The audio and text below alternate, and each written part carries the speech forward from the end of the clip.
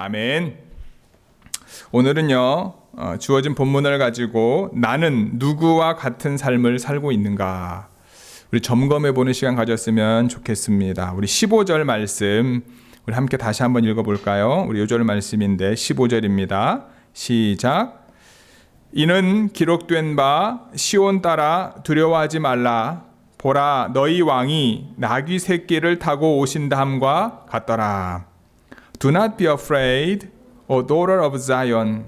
See, your king is coming, seated on a donkey's colt. 아멘.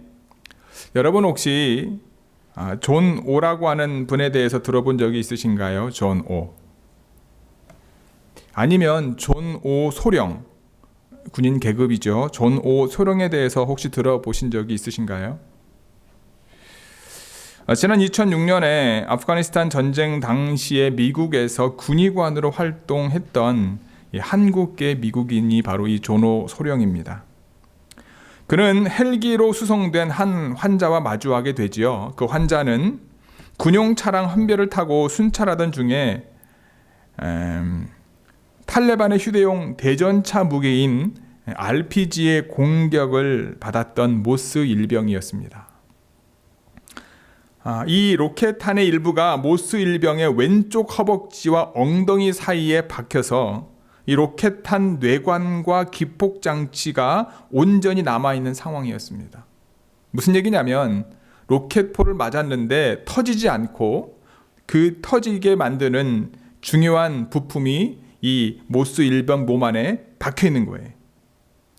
이 사실을 발견한 이 오소령은요, 다급히 외칩니다. 모두 나가라고 외칩니다. 왜냐하면 자칫 잘못해서 이 로켓탄이 터지게 되면 그 병실 전체가 날아갈 수 있고 병원이 무너질 수도 있기 때문이죠. 미국군 규정에 의하면 로켓탄이 박혀있는 병사는 폭발에 우려가 있는 병실에 있어서는 안 되고요. 벙커로 옮겨서 피해를 최소화해야 된다고 합니다. 하지만 이 오소령은요, 현 상황에 규정대로 하게 되면 벙커로 옮기다가 과다출혈로 피를 너무 많이 흘려서 죽게 될 것이 뻔하기 때문에 그는 이제 다짐을 합니다. 살린다. 이 오소령을 돕겠다는 두 자원하는 사람이 나오게 되고요. 헬멧과 방탄조끼를 입고 수술을 감행하게 됩니다. 2시간이 넘는 긴 수술을 통해 로켓탄의 뇌관과 기폭장치를 꺼낸 데 성공했고요. 그 다음에 이 폭탄 처리반이 그것을 안전한 곳으로 가서 폭발을 시키게 됩니다. 이 폭발 소리를 듣자마자 오소령은 수술실 밖에서 이제 주저앉게 되고, 그 다음에 그 상황을 지켜보았던 많은 사람들, 바깥에서 보았던 많은 사람들도 환호성을 지르게 됩니다. 며칠 후에 이제 실신 상태에서 깨어난 이 모스 일병이 놀라움을 금치 못하며 하는 첫 마디가 뭐냐면 "내가 살아있어?" 라는 말이었다고 합니다. 이후에 이 오소령이요, 한 인터뷰에서 이런 말을 합니다. 정말 무서웠습니다. 두려웠습니다. 그 감정이 먼저 저를 잡아먹었어요. 제 인생 중에 이렇게 겁이 났던 적은 아마 처음이었을 겁니다. 하지만 그 병사를 본 순간 다짐했습니다. 절대로 그를 죽게 둘 수 없다. 절대로. 이 존 오 소령은요, 군의관이었습니다. 군의관의 역할은 부상당한 군인들을 치료하는 것이었습니다.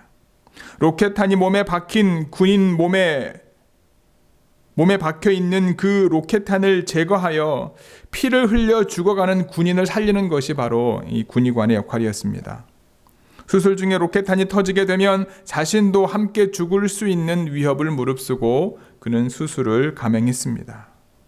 그가 인터뷰에서 말했던 것처럼 자신의 인생 중에 가장 공포스러웠던 순간이었고, 그 공포에 의해 압도되었었지만 피를 흘리며 죽어가는 병사를 바라보는 순간 그를 절대로 죽게 내버려 둘 수 없다고 다짐하며 수술을 감행한 것입니다.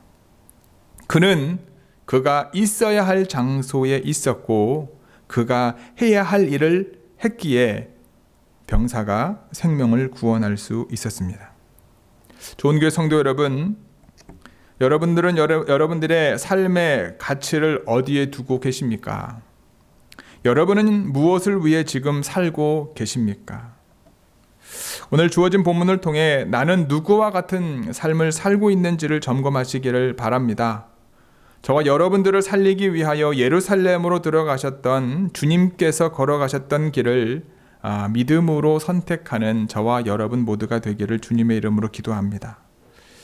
예수님께서는요, 예루살렘으로 들어가셨습니다. 우리 12절 같이 해볼까요? 12절 시작. 그 이튿날에는 명절에 온 큰 무리가 예수께서 예루살렘으로 오신다는 것을 들었다. The next day, the great crowd that had come for the feast heard that Jesus was on his way to Jerusalem.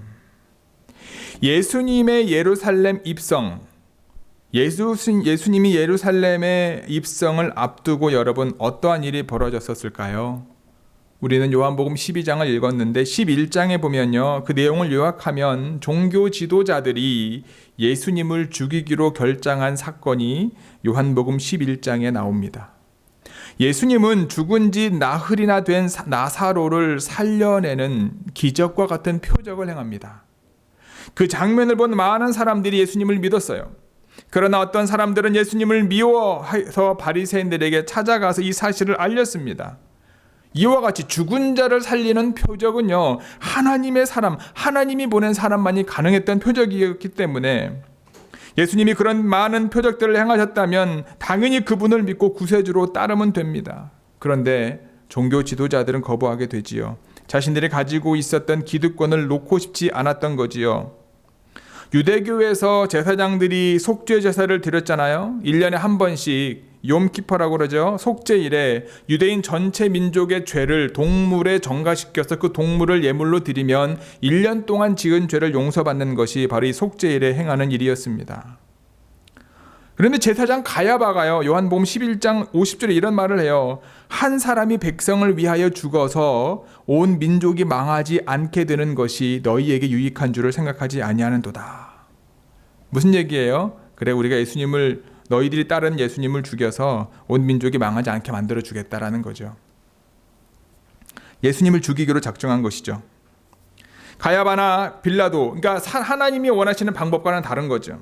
가야바나 빌라도를 비롯한 세상의 통치자들은요, 그들의 지혜를 총동원하여 그들의 방식으로 예수를 죽이고 그들의 방식으로 이스라엘 백성들을 구원하고 그들의 영향력을 계속 유지하기를 원했던 겁니다.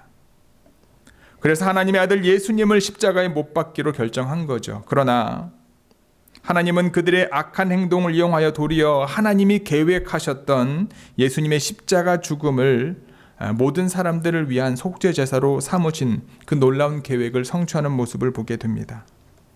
그 다음에 나온 내용이 이제 요한복음 12장 1절부터 오늘 본문의 앞에까지 내용이거든요.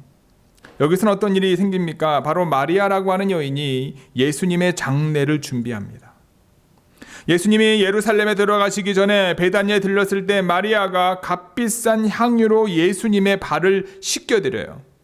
마리아의 이러한 모습을 본 제자 중에서 가룟 유다가 뭐라고 이야기합니까? 향유를 팔아 가난한 사람들에게 나누어 주어야 했다라고 말하죠. 그에 대해서 예수님이 뭐라고 말씀하십니까? 마리아를 가만두어라. 나의 장례할 날을 위하여 그것을 간직하게 하셨어요. 예수님께서는요, 이번에 예루살렘으로 들어가시는 것의 의미를 알고 계셨던 겁니다. 예수님께서는 어렸을 때부터 명절 때마다 부모님과 함께 예루살렘 성전에 갔었어요. 하지만 이번에는 이전과는 달랐습니다. 왜냐하면 이번에 예루살렘에 들어가는 것은 그가 살아서 마지막이 될 수 있었기 때문입니다. 그렇지만 예수님께서는요, 예루살렘으로 들어가셨습니다. 그는 자신에게 주어진 길을 피하지 않으시고 다른 방법을 하나님께 구하지 않았습니다. 예수님께서 이 땅에 오신 사명의 길을 그분은 걸어가셨습니다. 인류 구원의 길을 그분은 걸어가셨습니다. 예수님은 또한 오늘 본문에 나와 있지요. 나귀 새끼를 타고 오셨습니다. 예수님께서 어린 나귀를 타시고 예루살렘에 입성하고자 하시는 것은요, 예수님이 오시기 500여 년 전에 선지자 스가랴가 한 예언을 이루기 위해서였습니다. 스가랴 9장 9절의 말씀이 오늘 본문에도 기록되죠. 시온에 따라 크게 기뻐할지어다, 예루살렘에 따라 즐거이 부를지어다. 보라, 내 왕이 내게 임하나니 그는 공의로우며 구원을 베풀며 겸손하여서 나귀를 타나니 나귀의 작은 것 곧 나귀 새끼니라. 이 예언에 의하면 왕으로서의 메시아, 그 메시아가 예수님의 어떠한 모습을 보여주는 거죠. 어떠한 모습으로 보여주는지를 말해주고 있어요. 세상의 왕들은 자신의 위엄과 영광을 과시하기 위해서 말이나 병거를 타고 개선 장군처럼 들어오지만 예수님은 어린 나귀를 타고 예루살렘으로 들어오시는 거죠. 왕으로서 또. 예수님이 예루살렘 성에 입성하시는 모습은요, 세상적으로 볼 때는 초라할 수 있습니다. 어린 나귀는요, 여러분 좋은 말과는 다를 수밖에 없잖아요. 수많은 사람들이 나팔을 불며 깃발을 앞세우고 개선장군처럼 들어오는 군사들도 없었습니다. 예수님은 바로 그런 연약한 모습으로, 사람이 볼 때의 연약한 모습으로 예루살렘에 들어가셨던 겁니다. 하나님께서 육신을 입으시고 이 땅에 오신 것도 정말 낮아지신 것인데 이제는요, 말도 아닌 나귀, 어린 나귀를 타고 가심으로 다시 한번 자신의 겸손의 모습을 보이신 겁니다. 예수님께서 어린 나귀를 타고 오신다는 것은 그분께서 무력으로 강제적으로 억압하는 이 세상의 왕들과는 달리 사랑으로 사람들의 마음을 움직이고 하나님의 영광을 구하는 평화의 왕, 겸손의 왕으로 오신 것을 보여주고 있습니다. 예수님께서는 이 땅에서 자신에게 주어진 모든 순간을 하나님의 말씀을 이루기 위해서 사셨던 거예요. 예루살렘으로 들어간 것도 마찬가지다. 어린 나귀 새끼를 타고 간 것도 모든 것이 하나님의 말씀을 이루기 위해서이다. 좋은 교회 성도 여러분, 예수님께서는 자신의 목숨을 구하기 위해서 예루살렘으로 가신 것이 아니라 자신의 목숨을 버리고 우리의 생명을 살리기 위해서 예루살렘으로 가셨습니다. 사람들이 원하는 왕이 아니라 하나님께서 예언자들의 말씀으로 예언하신 겸손의 왕으로 예루살렘으로 들어가셨습니다. 우리가 이 땅에서 그리스도인으로 살아갈 때 우리는 늘 점검해 보아야 합니다. 나는 나를 위해 살고 있는가? 아닌 나는 남을 위해 살고 있는가? 나는 나의 뜻을 이루기 위해 살고 있는가? 아니면 나는 하나님의 말씀을 이루기 위해 살고 있는가? 제가 여러분들에게 너무나 큰 요구를 하는 것 같지만 우리를 위해 죽으신 예수님의 희생을 통해 우리가 얻게 된 구원은 우리만을 위한 것이 아님을 우리는 잊어서는 안 됩니다. 우리를 통해 예수님께서 이루신 구원의 역사가 세상에 전파되는 것이 하나님의 뜻이었고요. 하나님께서 우리에게 주신 바로 사명인 것입니다. 그 사명을 이루기 위해 우리는 예루살렘으로 들어가야 될 줄 믿습니다. 그리고 늘 겸손의 삶을 살아야 될 줄 믿습니다. 하나님께서 우리에게 있게 하신 그 자리에 우리는 믿음으로 있어야 합니다. 여러분과 저의 순종의 걸음이 하나님의 거룩하심과 예수님의 사랑을 이 땅 가운데 흘려보내는 하나님의 역사의 발걸음이 되길 주님의 이름으로 간절히 축복합니다. 두 번째, 무리들은요, 여러분 예수님을 열렬히 환영했습니다. 13절 읽어볼까요? 13절입니다. 시작. 종려나무 가지를 가지고 맞으러 나가 외치되 찬송하리로다. 주의 이름으로 오시는 이 곧 이스라엘의 왕이시여 하더라. They took palm branches and went out to meet him, shouting, Hosanna, blessed is the who comes in the name of the Lord, blessed is the King of Israel. 아멘. 오늘 본문에서는요, 여러분 무리라는 단어가 3번이 나와요. 12절과 17절 그리고 18절입니다. 먼저 17절에 등장하는 무리는요, 예수님께서 죽은 나사로를 다시 살려내실 때 곁에서 그 장면을 직접 목격한 사람들입니다. 그리고 12절과 18절에 나오는 무리는요, 유월절을 지키기 위해서 전 세계에서 모여든 순례자들이었습니다. 요세푸스가 쓴 유대인 전쟁사에 따르면 네로 당시에 유월절을 지키기 위해 예루살렘에 모여든 사람이 약 270만 명이나 되었다고 합니다. 아마 예수님 당시에도 270만 명까지 되었는지는 모르겠지만 아마 많은 사람들이 세계 곳곳에 퍼져 있는 유대인 디아스포라가 예루살렘으로 아마 명절을 지키기 위해 모였을 겁니다. 교통이 불편하던 시절에 이렇게 많이 모인다는 것은 그들이 가지고 있는 종교적인 열심을 우리에게 보여주고 있는 거지요. 그런데 왜 그들은, 무리들은 예수님을 열광적으로 환영했습니까? 죽은 나사로를 살리셨다는 것을 본 사람들의 말을 들었기 때문입니다. 그 소식을 들은 무리는요, 예수님이 예루살렘에 나타나기를 기다릴 수밖에 없는 거죠. 그들은 호산나 찬양했습니다. 주의 이름으로 오시는 이 곧 이스라엘 왕이시여라고 외쳤습니다. 이것은 메시아를 대망했던 사람들이 예수님을 메시아로 인정하는 모습을 보여주는 거잖아요. 호산나의 말뜻이 무엇입니까? 나를 구원해 주십시오라는 거잖아요. 나를 구원해 줄, 이스라엘을 구원해 줄 바로 그 메시아, 바로 그분이 당신입니다라고 그를 환영하는 거잖아요. 세례 요한이 보낸 사람들도 이렇게 묻지 않습니까? 오실 그이가 당신입니까? 우리가 다른 사람을 기다리겠습니까? 이스라엘 사람들이 가지고 있었던 메시아에 대한 기대, 그 기대의 표출인 거죠. 그런데 나사로에 대한 이야기를 듣습니다. 왔더니 예수님이라고 하는 사람이 나타나는데 그 사람이 했던 수많은 기적과 이사에 대한 이야기를 듣습니다. 예수님이 예루살렘에 오는 사실을 듣고 그들은 환영할 수밖에 없는 거죠. 스바냐 3장 15절에 나와 있는 말씀, 이스라엘의 왕이라고 하는 말을 덧붙여서 그들은 예수님을 열렬히 환영합니다. 하지만 그들이 이해했던 메시아와 예수님이 들어오실 때 보여주시고 예수님을 통해 우리에게 말씀하시는 메시아는 달랐던 거죠. 무리들은 예수님이 강력한 세력을 만들어서 자신들을 억압하고 있는 로마에 대항하기를 기대하고 있었습니다. 그래서 그들은 예수님을 왕으로 열렬히 환영했던 겁니다. 많은 유대인들은 예수님이 로마를 제압하고 하나님의 나라를 회복할 영광과 승리의 메시아로 생각하고 환영했을 것입니다. 다윗 시대에 나단 선지자가 이런 예언을 하죠. 다윗의 후손을 통하여 다윗의 나라를 견고하게 하실 것이며 그를 통하여 하나님의 집을 건축하게 할 것이며 그 나라를 영원한 나라가 되게 하시겠다. 이것이 하나님이 나단을 통해 다윗에게 하신 예언의 말씀입니다. 그 예언이 솔로몬을 통해서 하나님의 전이 건축되어지는 부분적인 성취가 이루어지게 되지만 오늘 본문 예수님을 통하여 이스라엘을 회복시킬 것에 대한 것을 말씀해 주고 있는 거지요. 그래서 그들은 예수님을 왕으로 표현하고 그 왕 되신 분에 대해서 환영하고 그들을 영접했던 겁니다. 그런데 여러분, 예수님의 왕 되심이란 무엇입니까? 그것은 예수님이 다윗 왕조를 재건하여서 다윗 시대의 영화를 재건하여서 실제로 정치적인 왕이 되는 것이 아니었습니다. 하나님의 백성이 범한 죄를 씻는 속죄 제사로 자신을 바침으로써 하나님의 의로운 새 백성을 인도하고 그들을 하나님께로 인도할 수 있는, 그들 위해 하나님의 나라, 하나님의 통치자로서의 왕으로 임하는 것입니다. 그러므로 예수님은 십자가에서 당한 죽음을 통하여 하나님의 백성을 통치하는 왕이 되는 거예요. 그러나 예수님은 무력으로 로마를 제압하고 유대를 해방시키러 오지 않았습니다.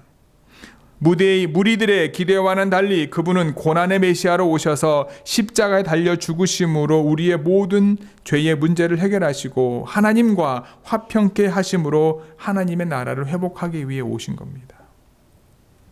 예수님은 구주의 권세를 가지신 분이시기에 우리를 죄악 중에서 건져내시고 우리를 구원해 주시기 위하여 이 땅에 오신 겁니다. 좋은 교회 성도 여러분, 본문의 무리들의 모습이 혹시 우리의 모습인지 아닌지 여러분 점검해 보시기 바랍니다. 세 번째는요, 제자들은 이 상황을 깨닫지 못합니다. 16절 같이 읽어볼까요? 16절입니다. 시작. 제자들은 처음에 이 일을 깨닫지 못하였다가 예수께서 영광을 얻으신 후에야 이것이 예수께 대하여 기록된 것임과 사람들이 예수께 이같이 한 것임이 생각났더라. At first his disciples did not understand all this. Only after Jesus was glorified did they realize that these things had been written about him and that he had done these things to him. 아멘. 제자들은 여러분 예수님과 예루살렘에 입성에 동행했습니다. 그들은 예수님의 말씀을 따라 나귀를 끌고 왔으며 무리와 함께 예수님을 왕으로 맞이하는 일을 했습니다. 여러분, 제자들이 이 사건의 모든 상황을 목격한 증인이었습니다. 예수님을 향하여 쏟아지는 무리들의 환호성을 들었고요. 아마 그들은 으쓱했을 겁니다. 자신들이 차지할 수 있는 자리에 대해서 상상하며 모든 것을 포기하고 예수님을 3년 동안 따라다녔던 자신들 스스로를 자랑스러워했을 겁니다. 그러나 제자들은요, 현재 일어나고 있는 일이 무슨 의미인지 이해하는 데는 느렸습니다. 예수님께서 이전에 말씀하셨던 영광의 참 의미를 이해하는 데 느렸습니다. 성경의 예언이 자기들의 눈앞에서 이루어지고 있었지만 그들은 깨닫지 못했습니다. 약 3년 이상 예수님과 동거동락하며 예수님께 직접 하나님 나라의 복음과 예수님께서 걸어가야 할 사명에 대해서 직접 훈련을 받았던 제자들이었습니다. 예수님께서 행하셨던 수많은 이적과 기사 그리고 표적들을 바로 곁에서 지켜보았던 제자들이었습니다. 예수님께서 살아계신 하나님의 아들이십니다라고 믿음으로 고백한 제자도 있었지만 그들은 영적으로 우둔했습니다. 예수님을 왕으로 알았지만 어떤 왕인지 이해하지 못했어요. 왜 왕이 어린 나귀를 타야 하는지 그 의미도 알지 못했습니다. 영적으로 깨어있지 못했기 때문에 예수님이 겟세마네 동산에서 간절히 기도하실 때 그들은 잠에 들었고, 베드로는 예수님을 3번 모른다고 했으며 또 다른 제자들은 예수님이 십자가에 못 박힐 때 두려움에 떨어 다 도망했던 모습을 우리는 기억합니다. 스가랴가 예언한 내용이 예수님을 가리켜 말씀하신 것을 깨달은 것은 예수님께서 십자가에 죽으시고 부활하신 사건 이후에 그들은 깨닫게 되었습니다. 우리의 모습이 제자들과 같을 때가 있습니다. 우리는 하나님의 사랑으로 살고 있음을 고백합니다. 예수님께서 나를 위하여 채찍에 맞으시고 십자가의 고통을 당하셨고 죽음까지 경험하셨음을 믿고 예수님의 사랑에 늘 감격하며 감사하며 살아갑니다. 예수님께서 걸어가셨던 그 길을 부족하지만 믿음으로 걸어가려고 최선을 다합니다. 그렇잖아요. 하지만 우리에게 주어진 매일매일의 삶을 통해서 하나님의 말씀이 이루어지는 것을 이해하는 데 느릴 때가 많습니다. 영적으로 깨어있지 못해서 사람들이 환호할 때에는 감정적으로 너무 기뻐 춤을 출 때도 있고요. 힘들어 어려운 일을 겪을 때에는요, 땅이 꺼져라 한숨을 쉬며 절망과 좌절 가운데 있을 때도 있습니다. 우리가 죄사함의 은혜를 받았지만 그 은혜에 감사하며 살기보다 나의 생명을 지키기 위하여 나의 욕심과 욕망을 이루기 위하여 예수님과 멀어지는 것을 선택할 때도 우리는 있습니다. 우리가 알고 있어야 할 가장 중요한 사실은 우리의 믿음의 현 상태와 상관없이 하나님께서는 저와 여러분들을 통해 이루실 하나님의 말씀을 이루어가고 있다라고 하는 사실입니다. 우리는 우리 자신의 연약함을 바라보지 말고 우리를 통해 하나님의 뜻을 이루시기를 원하시는 하나님의 사랑과 은혜를 늘 소망하고 바라보아야 될 줄 믿습니다.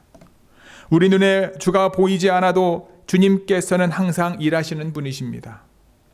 우리가 주님께서 하시는 일을 느끼지 못해도 주님께서는 하나님의 일을 행하시는 분입니다.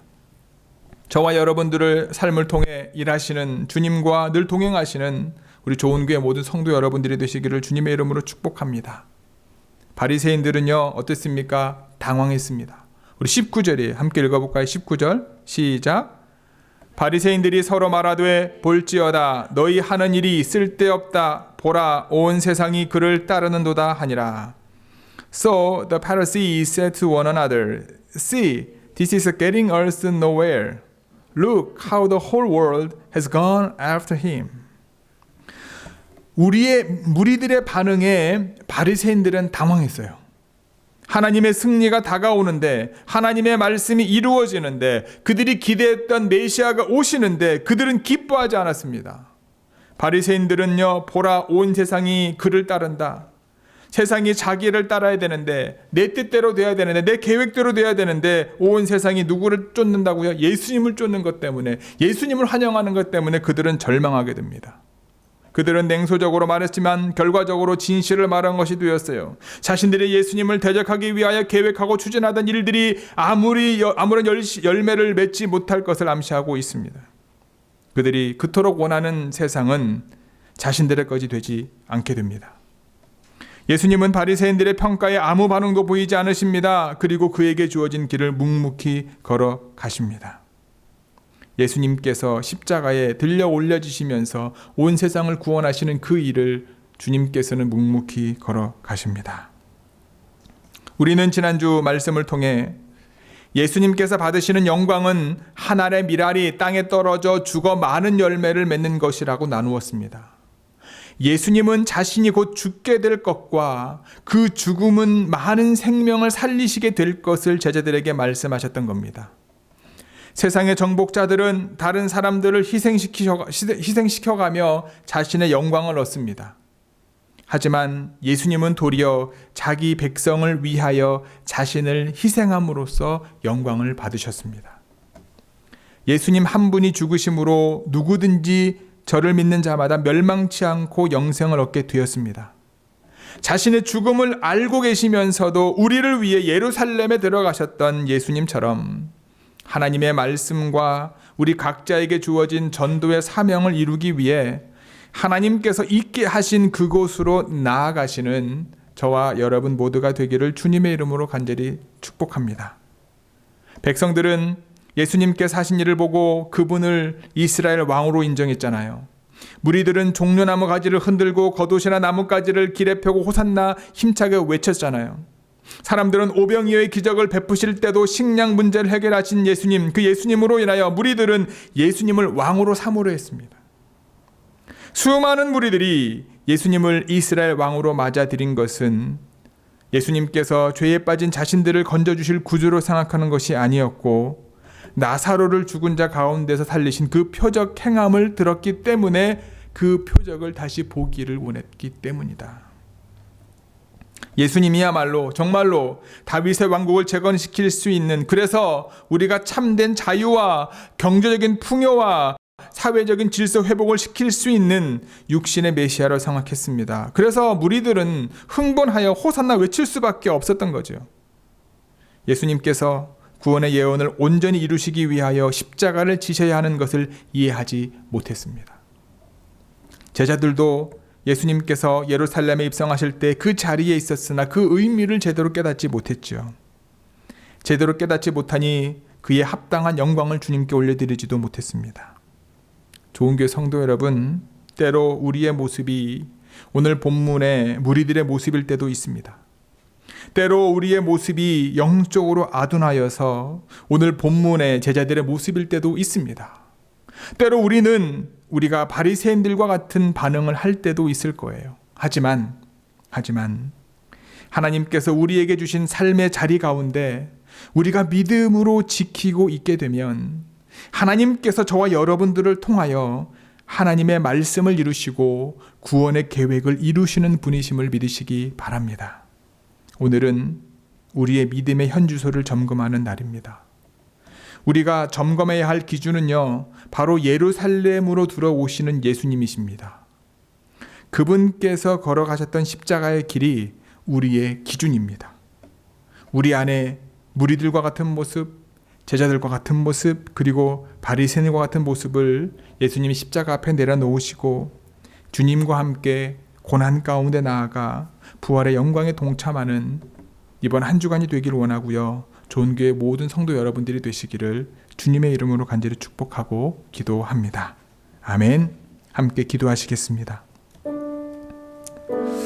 오늘 말씀을 여러분 기억하시면서 각자가 하나님 앞에 결단의 기도를 드리길 원합니다. 하나님, 나의 지금 현재 믿음의 모습이 무리들의 모습인지요?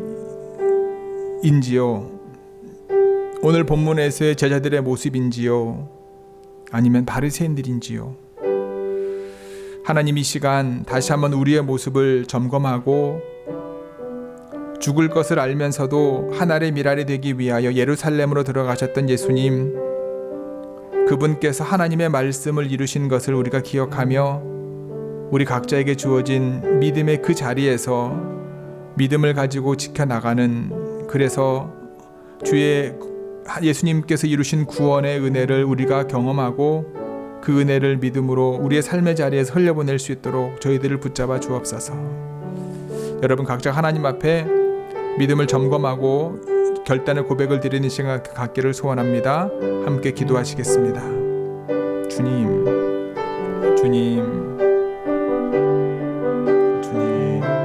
이 시간 저의 삶을 돌아봅니다. 아버지.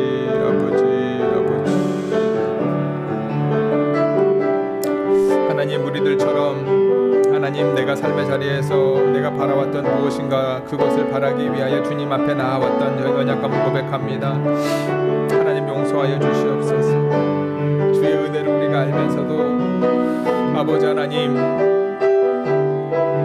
하나님께서 예수님을 통해 우리에게 말씀하신 그 뜻을 온전히 이해하지 못할 때가 분명히 있습니다. 주님 용서하옵소서. 바리새인들처럼 내 가지고 있는 걸 내려놓지 못하고 주님을 원망했던 우리의 모습을 주님 드립니다. 받아주시고 하나님이 원하시는 거룩함 가운데 나아가는 저희들 되게 하여 주시옵소서. 주님 아버지 역하십니다. 하나님, 오늘 종려주일 말씀을 통하여 다시 한번 우리의 삶의 모습을 점검해 봅니다. 호산나 다윗의 자손이여 하나님 찬송하리로다. 이스라엘의 왕이여 찬송하리로다. 종려나무 가지를 흔들며 하나님 예수님이 예루살렘에 들어오시는 것을 환영했던 무리들의 모습이 우리들의 모습은 아닌지요. 우리의 삶에 무엇인가 좋은 것, 우리의 삶에 무엇인가 기적과 같은 것, 내가 원하는 무엇인가를 이루기를 원하고 그 이루시는 주님을 보기 위하여 주님을 환영했던 무리들의 모습이 혹시 우리들의 모습은 아닌지요. 주의 은혜를 알고 주의 사랑 가운데 거한다고 우리가 믿음으로 고백하지만 제자들처럼 우리 삶 가운데 역사하시는 하나님의 말씀을 우리가 잊어버리는, 깨닫지 못하는 영적으로 둔감한 우리의 모습은 아닌지요. 아니면 바리새인들처럼 내가 원하는 무엇인가를 놓지 않기 위하여 그 욕심 때문에 주님께서 걸어가셨던 그 길을 막고 있는 우리의 모습은 아닌지요. 하나님, 주님께서 죽을 것을 알면서도 한 알의 밀알이 되고 하나님이 원하시는 말씀과 구원을 이루기 위하여 예루살렘에 들어갔던 것처럼 우리 각자의 삶의 자리 가운데 우리의 현주소, 믿음의 현주소를 점검하고 주님께서 걸어가셨던 그 길을 믿음으로 걸어가는 저희들 되게 하여 주옵소서. 예수님에게 있어서의 예루살렘, 우리 각자의 삶의 자리에 있어서의 예루살렘과 같은 장소와 믿음의 결단이 필요할 때 주님께서 우리에게 주신 믿음을 가지고 하나님이 원하시는 길을 걸어가는 좋은 게 모든 성도들이 되어질 수 있도록 주님께서 함께하여 주옵소서. 이 모든 말씀 우리 주 예수 그리스도의 이름으로 기도드렸사옵나이다. 아멘.